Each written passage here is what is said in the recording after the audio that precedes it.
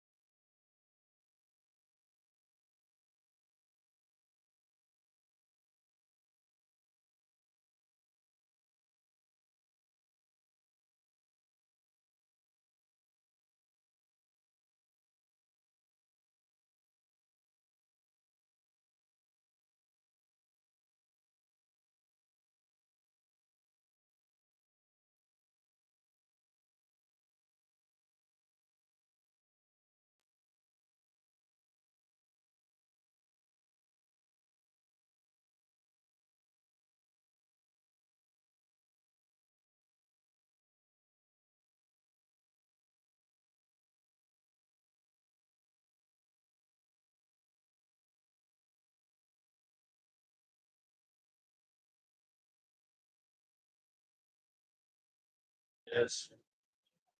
You ready to start? Yeah, everybody's. You did good. Ladies and gentlemen, I want to welcome you to the second meeting of the Consolidated. I'll make a motion to approve minutes. Mark, second, Martin, all in favor? Aye. The members of the public, but we thought it would be more interesting to have him make his presentation. And if you want to make a comment on it, you can. And then once we get into all the administrative stuff, if you care to leave, that's fine. So I would ask, Mr. Alba. Thank you. Thank you all. Thank you. So I'm going to be brief. We had a full presentation at the last meeting on the entire project went through, so there's no reason to with this meeting, after I say a few things, just some housekeeping, and turn it over to our civil engineer, Dan Hirschberg, just to talk about what has happened since the last meeting, as far as all of the technical meetings, all of the technical engineering comment levels that have come in, as well as what we're doing on our end to respond to all those technical and engineering related issues, and also the schedule going forward. What we're trying to accomplish here as far as final approval. So first, you had asked at the last meeting to develop a plan for I spoke to Paul Rosano. I think everyone here knows Paul as a former town board member. Paul, number one, he'll be posting the neighborhood, working with Paul. And thank you, Paul, for that.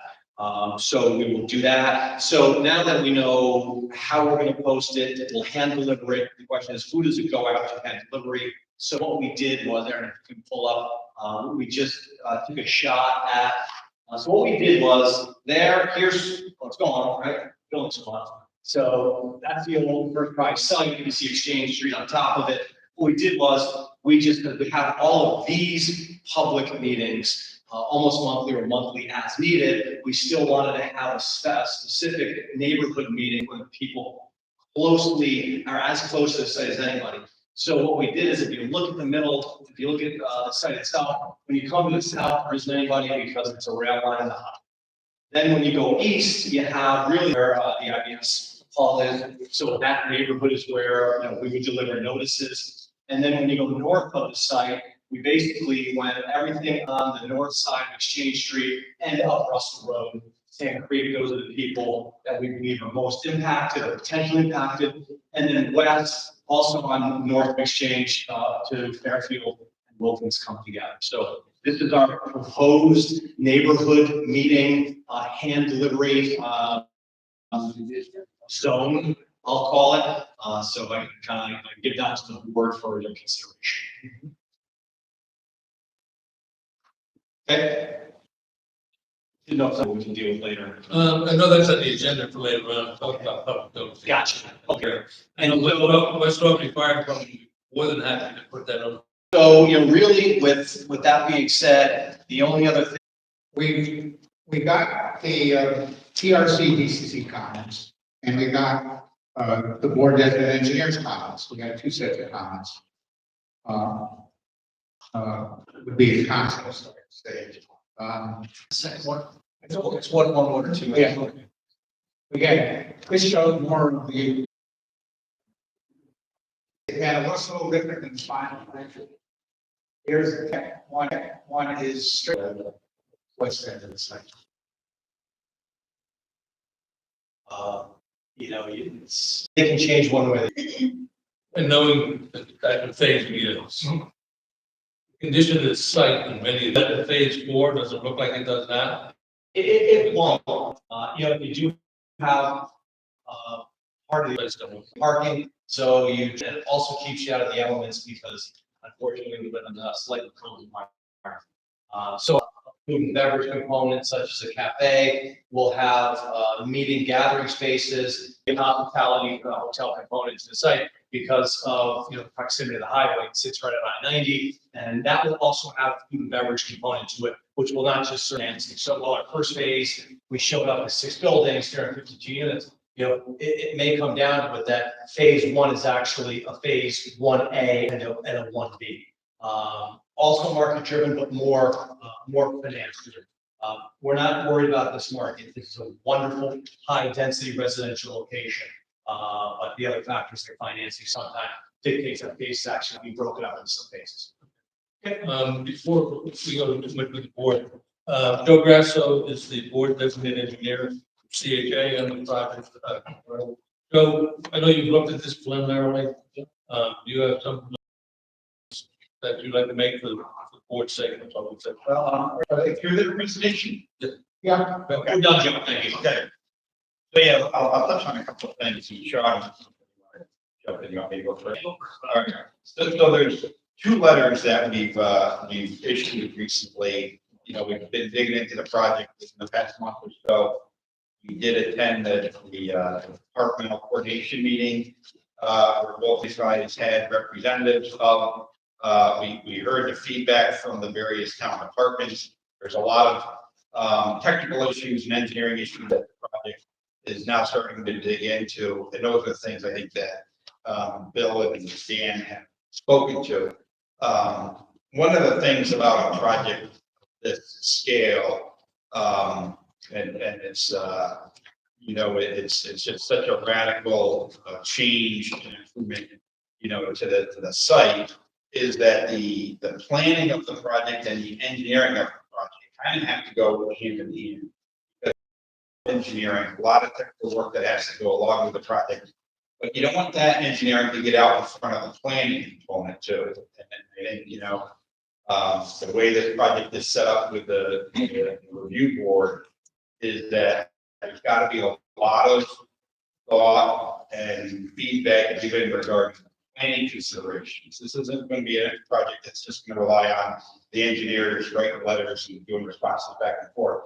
But it's got to be an integrated planning process with the review board and the applicants as well. So, you know, when we do our reviews come from the engineering side. So things can kind of get technical in a hurry.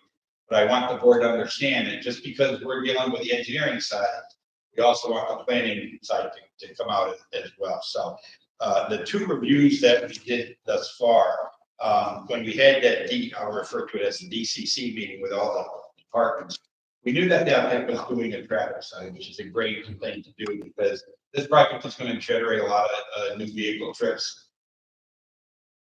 residential units, and obviously trips to the local network. You can start to have significant impacts at certain intersections and roadways.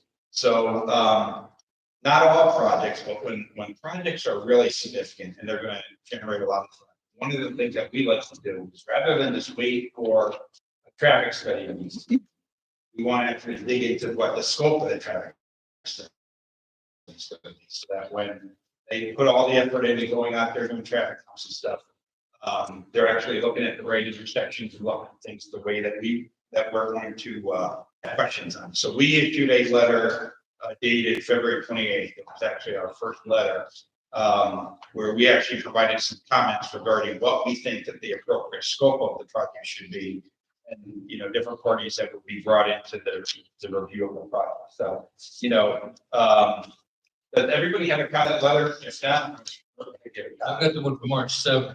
I brought extra copies, so I'm just gonna hand behind the traffic study and have to agree with the findings and whether or not there's got to be any, you know, issue regarding traffic. But we're also involved in the scope of the traffic study. Comment number 3 in the letter is one of the most important from a planning perspective. Is they told us that they're going to traffic at certain intersections, and we've added some additional intersections that we want data on to make sure that there aren't be traffic impacts at intersections that wouldn't be initially looked at. So let's see if there are any other comments that I want to touch on.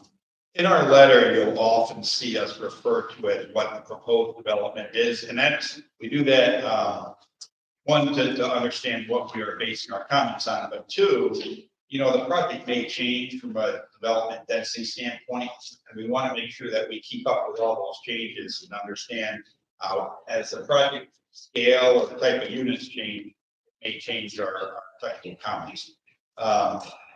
Another thing I wanted to touch on from a traffic, not only will it be reviewed by the city of Albany and Town of Colony and our office, but because of the proximity to I-90, DOT is going to be involved.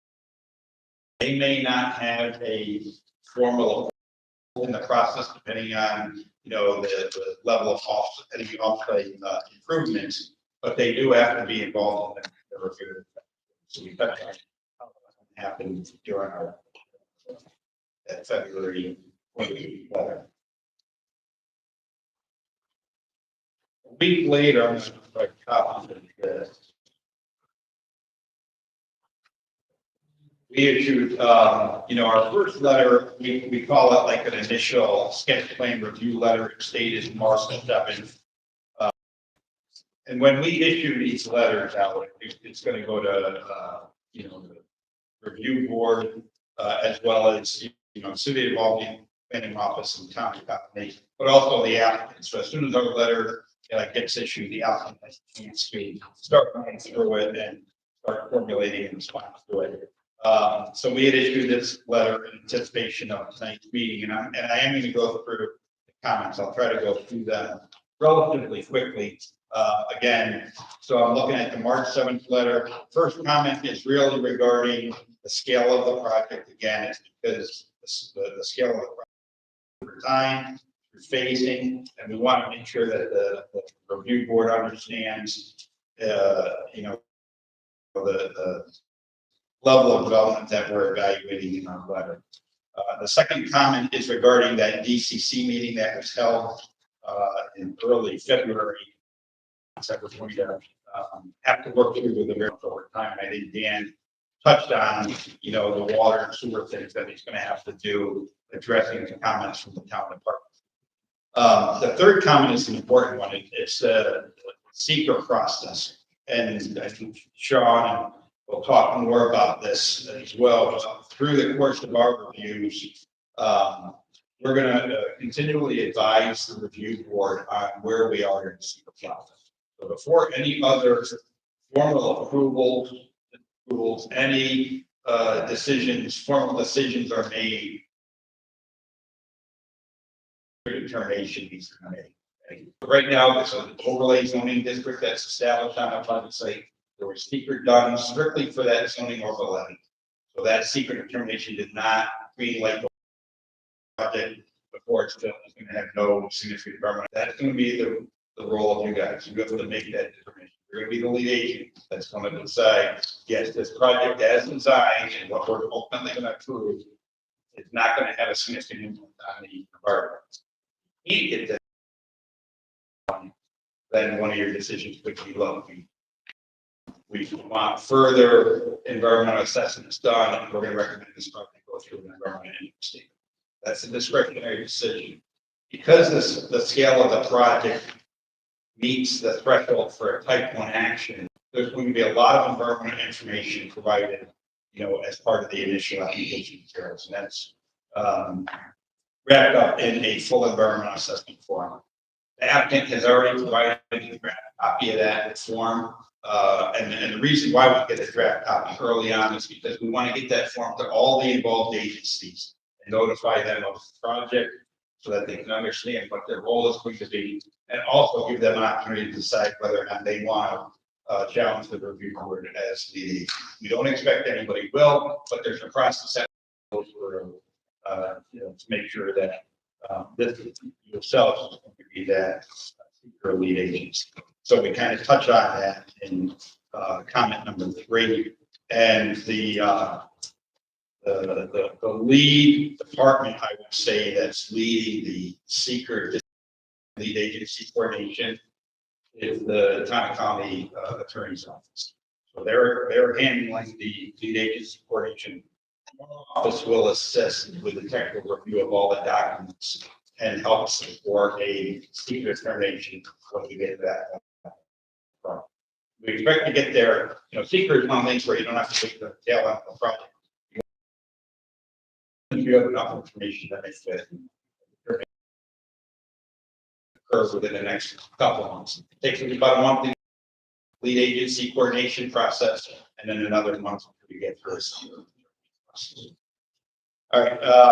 The next comment is about the traffic study that they're currently working on. It's good to hear that they are doing counts now. It's a good time of year to do counts. And it's good to hear that they expect to get a traffic study wrapped up in the next couple of weeks. Our next review letter, hopefully we'll start to get into the technical review of that traffic study, not just commenting on the scope. 5 is about the phasing of the project, and this is going to be a really important one. Bill talked about the fact that this project is going to be developed over a number.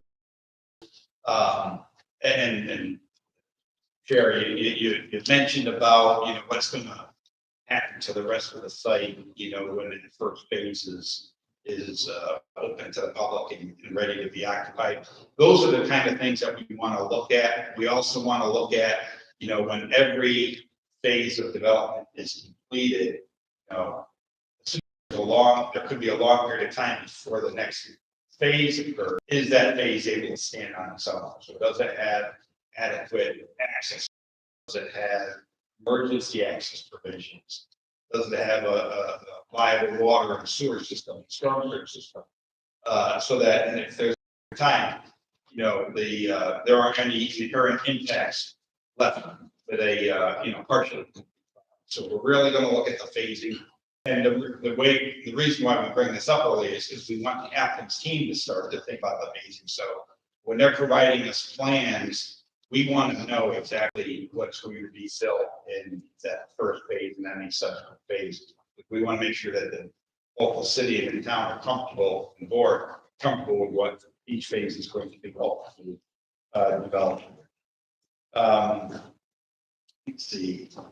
Comment number 6 is one brought up by the town attorney's office, and we all understand that this project site is bifurcated by a municipal boundary between the city and the town, and we want to it becomes an important line ultimately because of legal ramifications of parcels, taxes, and school districts, fire districts, all those things. So we always want to know how this development plan is fitting within those municipal boundaries. There are opportunities to change those things to fit into what's actually looking to be developed on a site. It's not an easy process and it's not a quick process, but it is a process that we have available to us.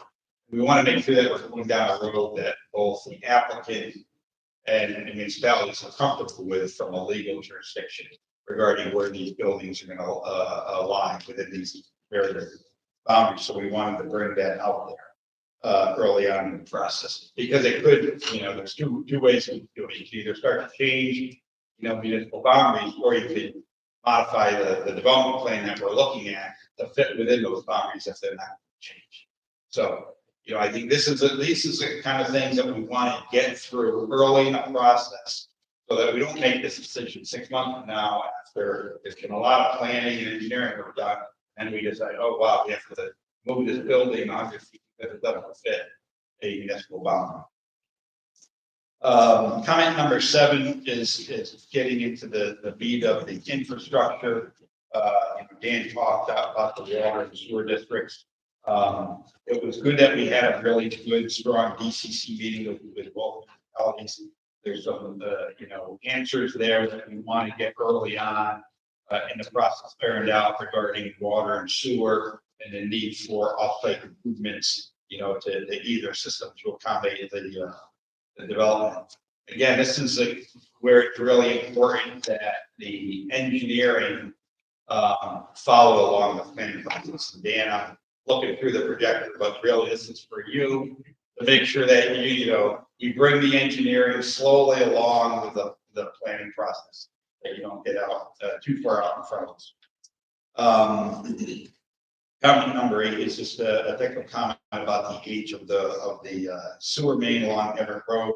Dan touched on that. The approach is to TV televise that line to see its condition, which is a good first step. We're anxious to get that study underway. Number 9 is one about the actual impacts physical impacts on the Exchange Street and the air roadways. We all know the neighborhood the roads in this neighborhood are not in good condition. And that they're going to continue to deteriorate, just even without the development, they're going to continue to deteriorate over time.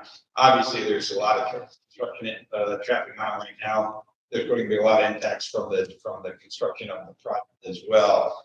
And obviously we need a good, roadway system to accommodate this development and really to make it an appealing and attractive development. It doesn't, saddle the municipalities right off the get-go with, having to do, rebuilding, reconstruction of the roadway system out there. So, we think that there's the need to, build into the initial project plans, reconstruction of Exchange Street out there. And we want to start to get into the meat of that in terms of how does it fit into the phasing, exactly what level of improvements are wanted out there in the on these neighborhood streets.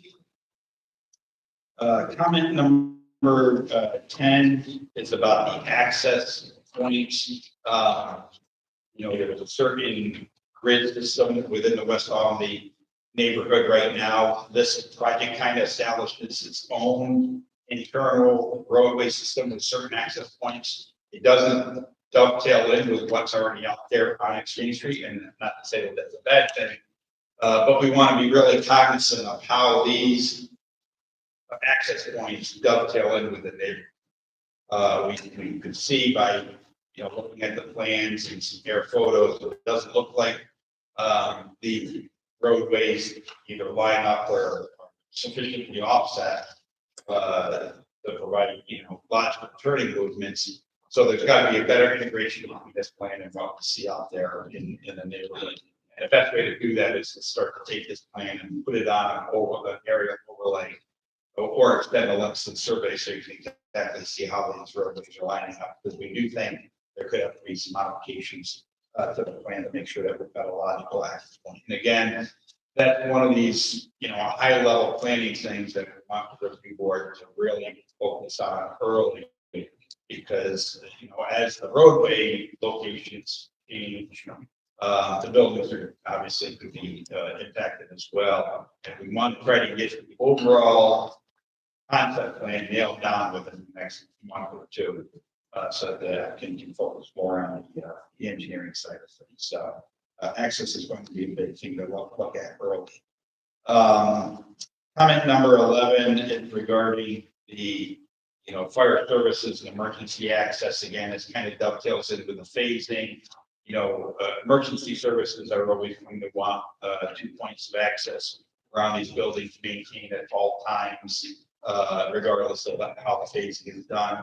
And we don't see that readily occur in the initial plan. So that's something that we should get some more information from the applicants on. Comment number 12 is really just about the main entrance. I think with a project of this scale, how that main entrance is articulated from an access and streetscape perspective can really set up this project for success. And make it really attractive. So we would like some more information. Obviously, that's what we include in phase 1. We want more information about exactly how those would work.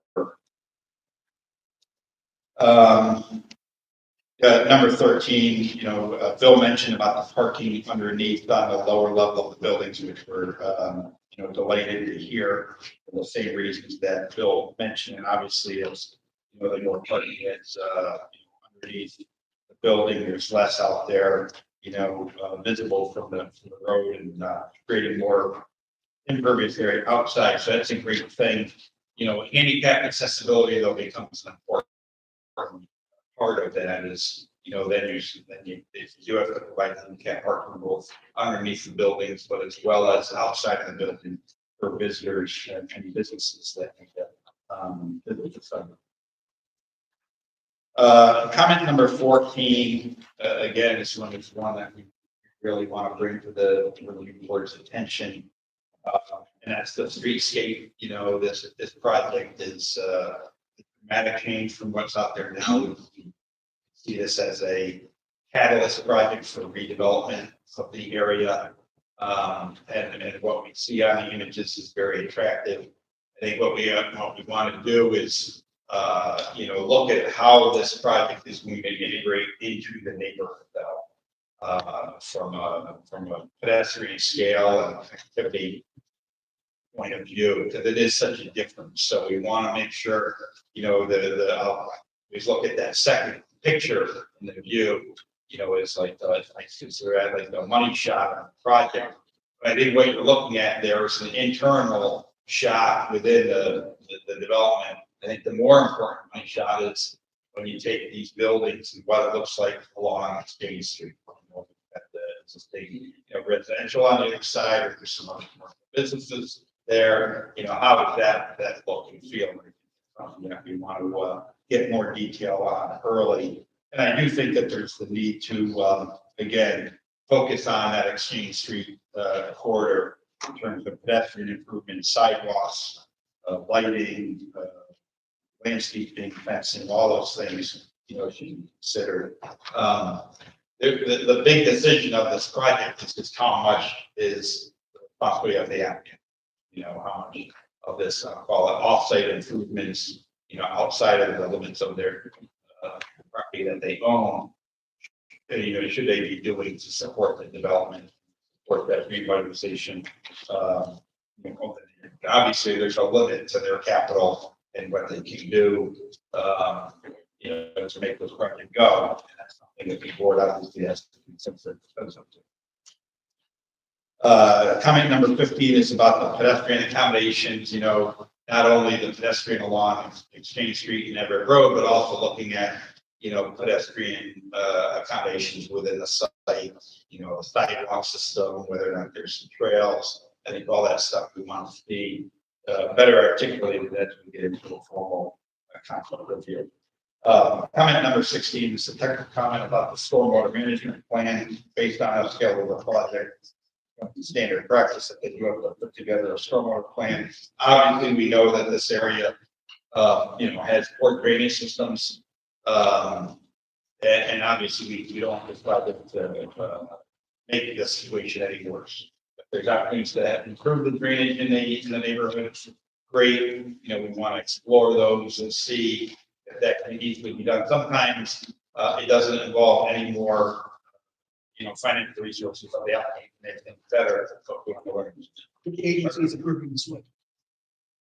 That's a good one. Which agency is going to be the MS4? Is it going to be both? Or is it going to be where it's located? I would think probably both are going to be involved in the review of it. When we get into who's ultimately approving it, it may factor into where the municipal boundary is and who's going to be responsible for overseeing the continuation of the operations and maintenance plan long term. Maybe where these things are actually. Could be certain, both agencies have a certain role that over time, each agency is looking at only certain aspects of the role. Your question? Yeah. Unknown.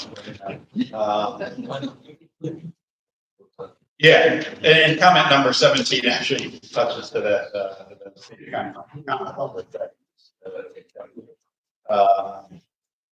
Comment number 18 is more of a global perspective on stormwater and understanding, the rationale that's going to apply to the stormwater calculation. Also looking at the downstream, components that are there, making sure that we're not making poor drainage conditions any worse. Again, you will see as you go through our letters kind of get more technical as we go. The next couple of comments, 19 and 20, are more about the stormwater design and soil parameters. Comment number 1 is about the DEC review of the project, being a brownfield site. I think that's something that we want to hear from the applicant, especially early on, about the status of that work, and is that work expected to continue? Is there going to be any other remediation that's going to continue to occur as the development progresses? I would expect that there comes a point where DEC is no more actively involved in the review of the project and it's really just down at more at a local level. That's something that we follow along to understand if there's going to be any long-term remediation work going on out here or oversight by DEC. Comment number 22 is about the solid waste and recycling. Obviously, we're looking at a very unique residential style with things kept internally. We just want to understand about how these operations of the site are going to work long term, so we can understand whether or not we go on exterior dumpster location, garbage, waste pickup spots, things like that. All right, so those are our two letters, and with that, Sean, do you have any other questions on our letters? Mark? I'll just mention that, you have some experience in CRPC, CFOs, and just wanted to flag it for consideration, particularly as it relates to DEC oversight. But in more recent meetings with DEC, they have mentioned increased DEC oversight for any project that impacts a community that is subject to a speedies permit. So while they left it in kind of a gray area, I just wanted to flag that if any the sanitary or storm systems will result in additional flow to the plant or city all system that we need to be considered. Presently, I know the dig into it. Yeah. Joe, what were the initial intersections that were part of the project? Yeah, I noticed when I was going for a letter, you didn't touch on what the existing ones were. I probably don't know those off the top of my head. Dan or Every road, Bill, or you know. the expansion, every road in Central Avenue, were added by the City of Albany has 2 intersections in the city. But what were the initial ones that were given to Craig? I don't know who's doing the traffic. Yeah, it's great. So it was Exchange and Russell, it was down, I think, Russell. It was the I-90. The I-90. Was it Exchange and Osborne were part of that? I don't know what everyone was. I added the word to be. You asked me, and I looked it up, and that was included. And Russell and Everett as well. Yeah. Russell and Sand Creek. Main additions were the 2 intersections in the city of Albany. Yeah, just a question on timing, the timeline for this work. This is that good out there. Yeah, good question. Bill, you want to speak to that? Mark was asking about the time frame for the project and your expectations. So the goal we'd like to have is to be able to commence construction this fall, October. So we're trying to, actually, we talked to Joe next week, later this week with Sean and Brett, as well as Dan, putting more of a very detailed schedule to the approvals of the town in place to hit that. Okay, yeah, I just want to make sure that we have time we need for the. Yeah. And that's something that's a good question, Mark, and something, I'm sure the chair is going to want feedback from is, there isn't a defined, planning process. That's, it's got to be established through the course of the project. Which I'm most familiar with, projects go through an initial sketch plan review like we've got tonight. Then they go through a very formal concept review, very prescriptive application requirements, and a acceptance or disapproval by the board at that concept level stage. The project can be approved or disapproved. A disapproval does not stop it from proceeding to finalize the proceeding at risk. All projects, stop at that stage until they get a concept approval. So the applicant has assurance that at least we're going in the right direction to do all the engineering work. And then Colony goes right to a final approval. So there's a lot of work that takes place between a concept review, which the board is obviously heavily involved in that final step. on occasion, a project will come back in front of the board between concept and final. There's things that need more input by the board. I would say based on the complexity of this project, I'm not convinced that we should be going from a concept to a final stage. That we, some municipalities have a preliminary phase, and I think that may be, appropriate in this project. And even if it's not a formal preliminary plan approval, it's probably a step, a review step that we should pull ourselves together and make sure that the board is comfortable with the direction that we're going in. Because, when an applicant makes a formal submission, that submission will ultimately get into the, designated engineer's hands, the clerk's hands, and we'll be issuing comment letters just like this. What we don't want is the project to start changing its look and feel and being different than what you guys had already reviewed and expected, and then it comes back to final, and you're like, wait, this isn't what we approved the concept. We don't want to get into that situation, so we want to make sure that we're all getting. I would hope by concept, we're at that point, we're going to change to a great degree. Yeah. And again, I think it's good that we set that schedule to, get it on the calendars to meet once a month.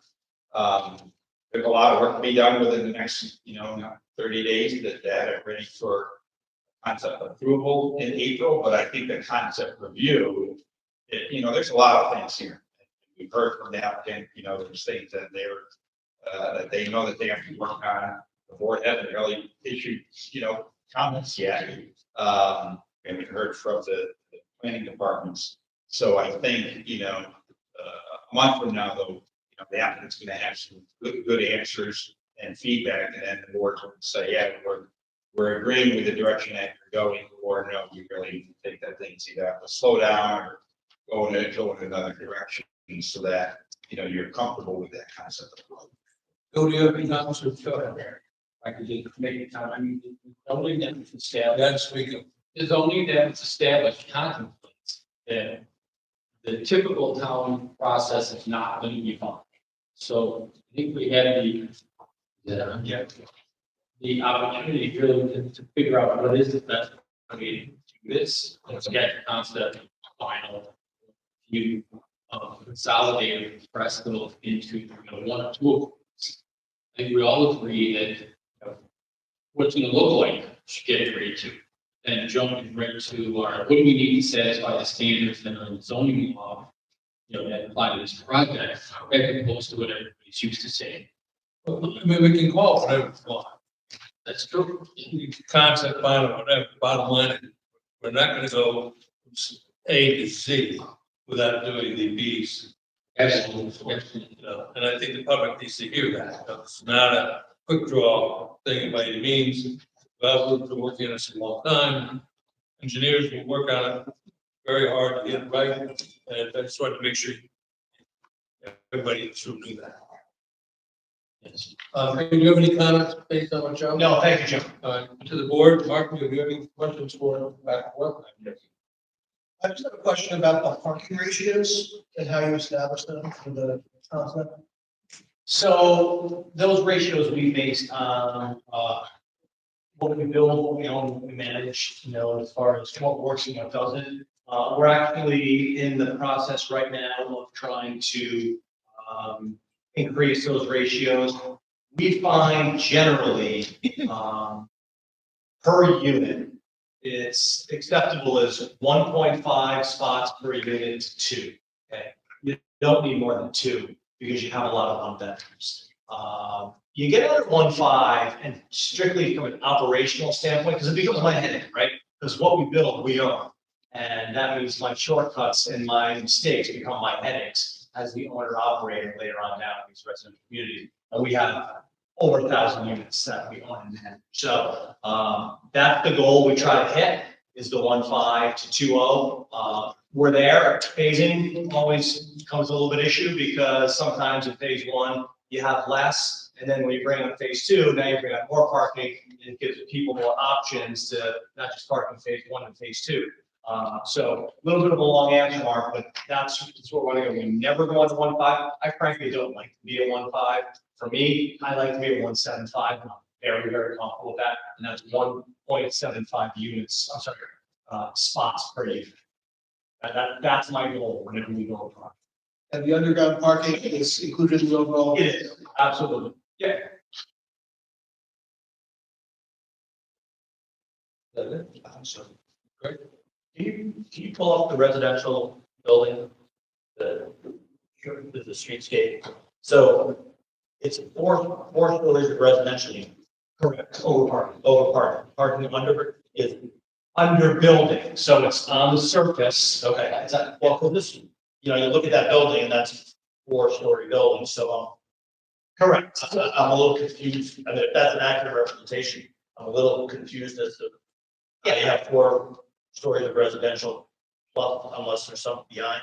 Nope. So what this is, so we have two designers. We have our land planning and concept design firm called Humphreys and Partners. Okay, national multifamily hospitality, probably one of the biggest in the country. This is their project. Okay, so this is their build.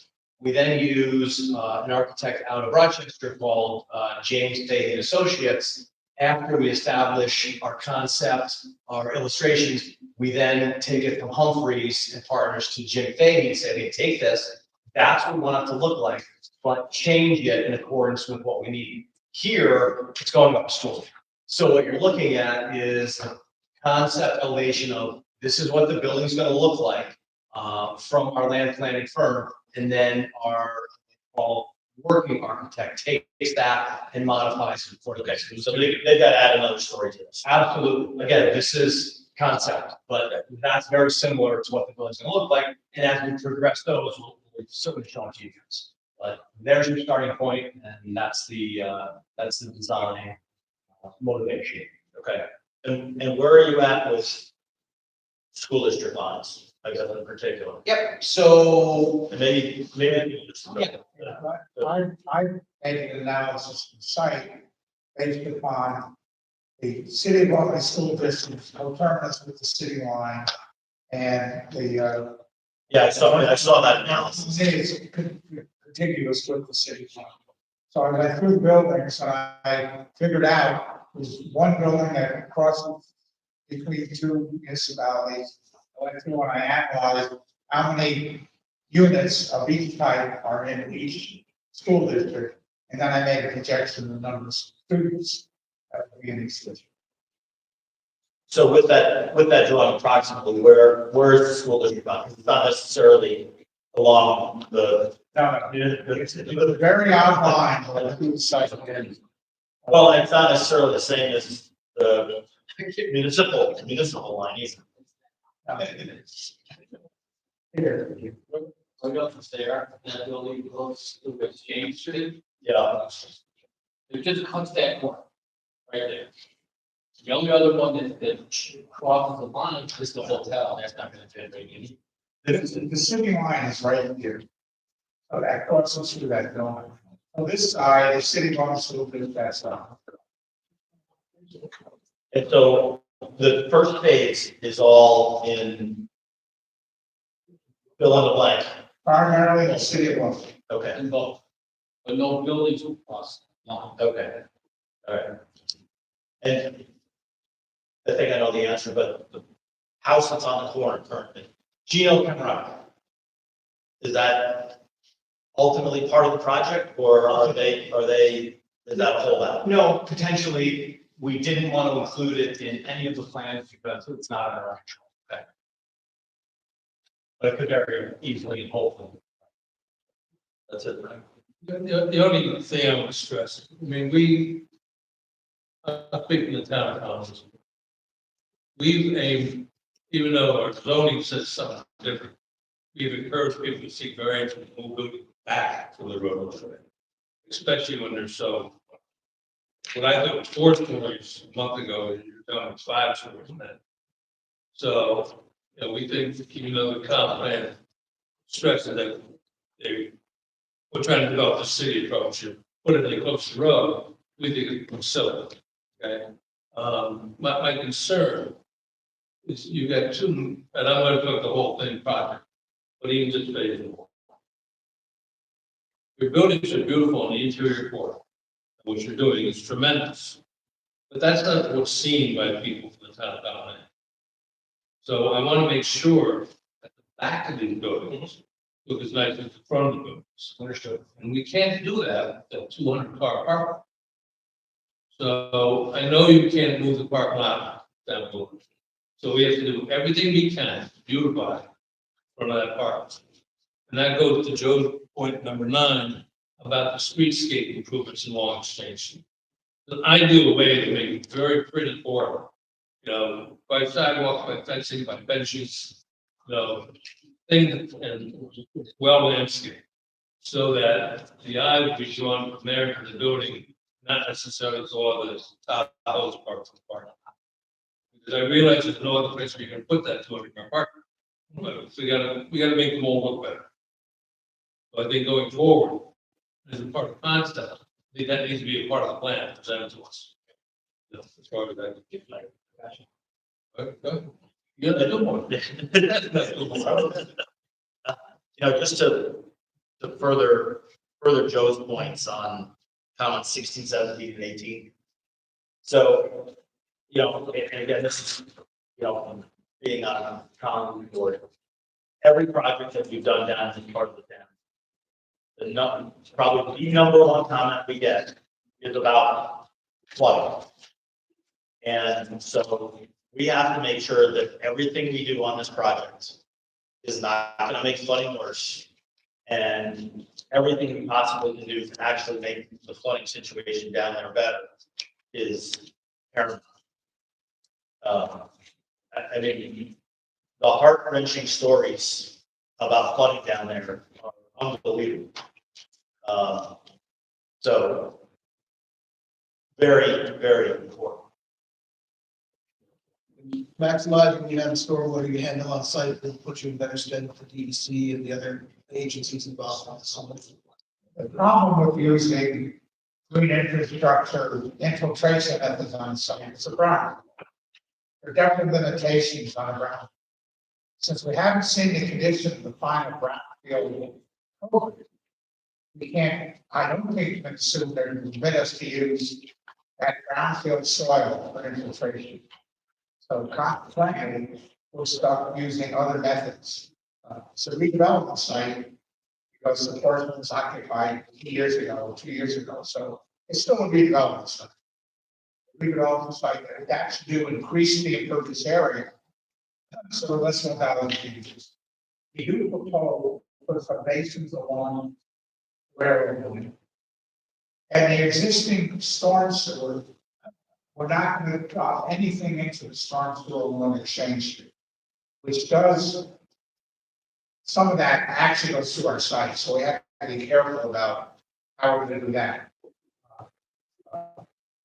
It was nice that people in the highway department and the town of May went into the action track, and it didn't look like anybody's idea of the asphalt plan.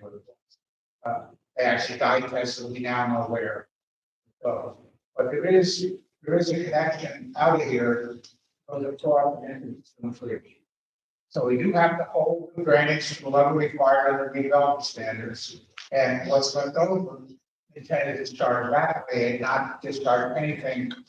Drainage, which would eventually find its way down to Sumter Avenue and the bad portions of the towns of the military problem. But one other question about the two buildings that I'm looking at, the L-shaped buildings, the Rochelle and Paulette, or the closest to Exchange Street. Are they the same size? They're not. They're not. They're not. One is a 60-unit building and one is a 76. So I guess my concern about being so close to the road, the way to downsize that one, I hear to bring it back a little far. I hear you, look at it. Any other, Sean, Brad, anything you want to add over there?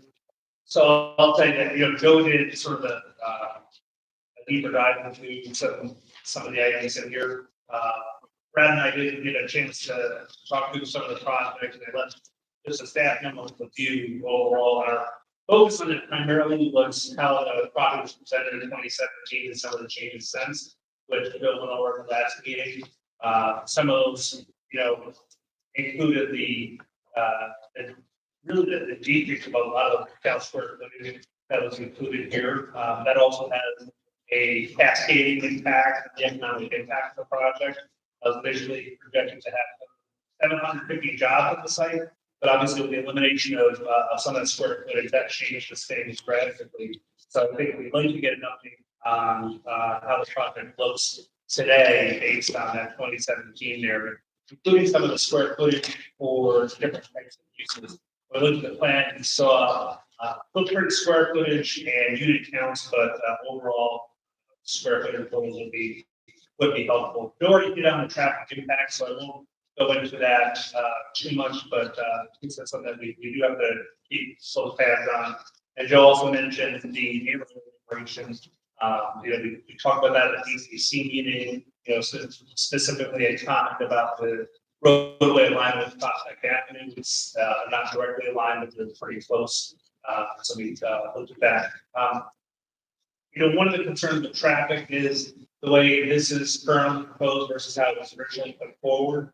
The loss of retail means that everybody who's living here is going to have to probably travel away from the site to get some of the things for their daily needs. And so, that's something to take into consideration. The other piece too, we wanted to just bring to the board's attention, it's not reflected here, but the city and the town have collaborated with the CDTC on the development of the Sugar Creek Gateway, which would be a mixed-use trail from Rensselaer Lake at 6 miles down to the Hudson River. And that would terminate just on the other side of the railroad tracks, and not terminate, but a connection for member route. So, taking into consideration some of those other planning efforts that are happening around the site in the area, helpful. The board to be again. Right, is there anything else?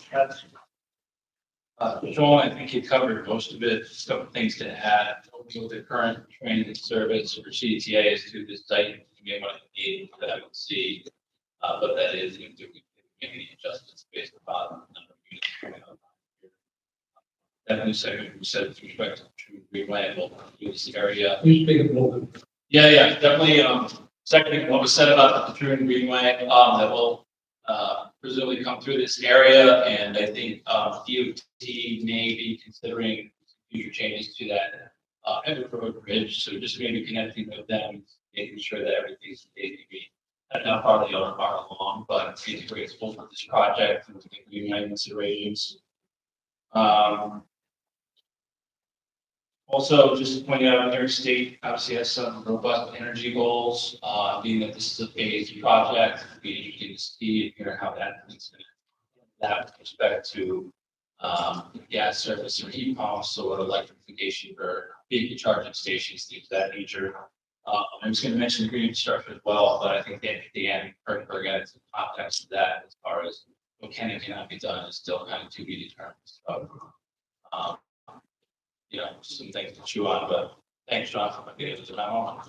Yeah, I think the only other thing that sort of came during the sessions too was looking at surface parking. You may want to take a look at some of the solar canopies that have been done, which we did at ACO. So we waited to buy some parking inside, but also some solar power generation opportunities for site as well. Martin, would you have something else? I think my last question would be about buffering from the railroad track. What's the thing for life science?